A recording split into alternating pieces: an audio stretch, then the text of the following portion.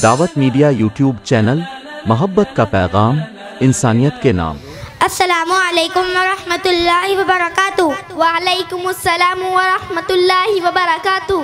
अरे बहन, इतनी तेजी से ये कागजात लेकर तुम कहाँ जा रही हो? बहन, मैं बैंक में आधार कार्ड और पासबुक लेकर जा रही हूँ।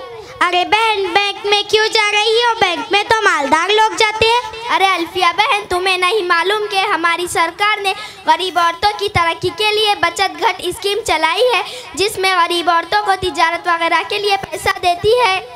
मेरी बहन, क्या सिर्फ औरतों को ही दिया जाता है या मर्दों को भी दिया जाता है इस स्कीम में पैसा?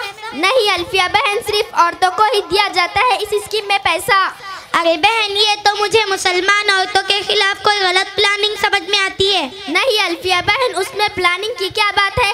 कितनी औरतों ने तो इस स्कीम से फ़ायदा उठाकर अपना घर बना लिया है, दुकान कर ली है और खुशहाल है। मेरी बहन, क्या वो औरतों को फ्री में पैसे देते हैं या कर्ज देकर उतना ही कर्ज वसूल करते हैं? नहीं अल्फिया बहन, जितना वो कर्ज देते हैं बाद में उससे ज़्यादा रकम वसूल करते हैं, और अगर पैसे नहीं दिए तो वसूल करने घर पर भी आते हैं। अरे बहन, ये तो सूद है। तुम्हें मालूम नहीं हमारे मजहब में सूद का लेन देन करना कितना बड़ा गुनाह होता है?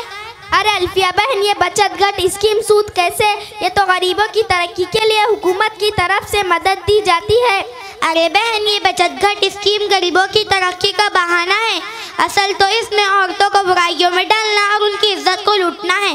अरे अल्फिया बहन, तुम ये क्या कह रही हो? ये कैसे हो सकता है उसके ज़रिए औरतों की इज्जत आबरू लूटी जाए? मेरी बहन, मैं बताती हूँ ये कैसे होता है। ये कंपनियाँ गरीब औरतों को बड़ी रकम दे देती है। जाहिर है कि बाद में वो औरतें इतनी बड़ी रकम अदा नहीं कर पाती, तो कंपनी उससे बदकारी करने पर मजबूर कर देती है। औरत गरीब होने की वजह से मजबूर हो जाती है। ऐसे कितने वाक़यात हो रहे हैं। अभी हाल ही में एक बस्ती का वाक़या सुनाई दिया कि रात 10 बजे खालिस औरतें 30-35 किलोमीटर गैर महरम, वो भी गैर ईमान वालों के साथ गैर ईमान वाले की मीटिंग में शामिल हुई और उनकी साजिश है कि औरत को बेहया और बेगैरत बना दिया जाए। अल्फिया बहन, मुझे तो नहीं मालूम था कि इसका अंजाम ये होता है।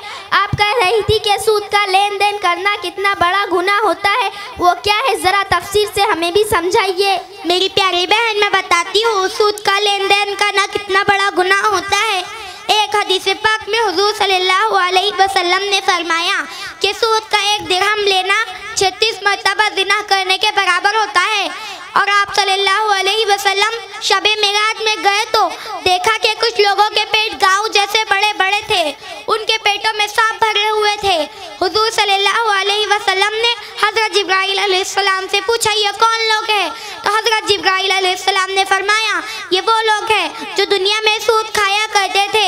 और एक हदीस पाक में तो फरमाया, अल्लाह ताला ने सूद लेने, सूद देने और सूद लिखने और सूदी कारोबार पर गवाह बनने वालों पर अल्लाह ताला लानत फरमाते हैं। हाय, मैं तो मर गई। क्या कुरान मजीद में अल्लाह ताला ने सूद के मुताल्लिक कुछ बयान फरमाया है? हाँ मेरी बहन, अल्लाह ताला ने कुरान मजीद में फरमाया है कि जो लोग सूद खाते हैं वो क़यामत के दिन इस आदमी की तरह उठेंगे जिस पर शैतान ने चिमट कर खप्ती बना दिया हो। और अल्लाह ताला फरमाते हैं कि अगर तुम्हारे पास सूद के मुताल्लिक इल्म और जानकारी आ जाने के बाद भी अगर तुमने सूद नहीं छोड़ा तो अल्लाह ताला और उसके रसूल के साथ जंग के लिए तैयार हो जाओ। अल्फिया बहन, आपका बहुत बहुत शुक्रिया। आपने तो मेरी आंखें खोल दी। अब मैं बचत घट स्कीम से तौबा करती हूँ और तौबा करती हूँ मैं अल्लाह से, और दुआ मांगती हूँ अल्लाह ताला से, अल्लाह ताला हम सब को हराम माल खाने खिलाने से और सूद से और सूदी कारोबार से हम सब की हिफाजत फरमाए।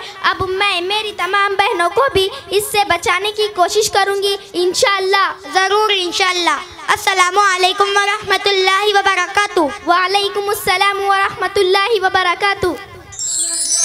दावत मीडिया यूट्यूब चैनल, मोहब्बत का पैगाम, इंसानियत के नाम।